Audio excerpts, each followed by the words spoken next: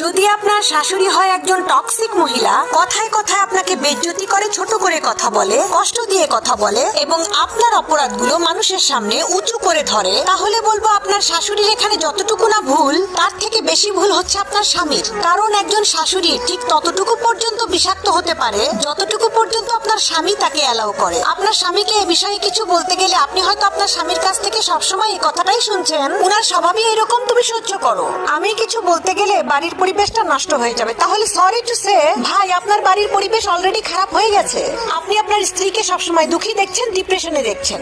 এমনকি এটার একটা প্রভাব আপনার দাম্পত্য জীবনে, এমনকি আপনার সন্তানের উপরও পড়ছে, এবং যেটাতে কোনো পদক্ষেপ না নিয়ে আপনি সমর্থনও করছেন।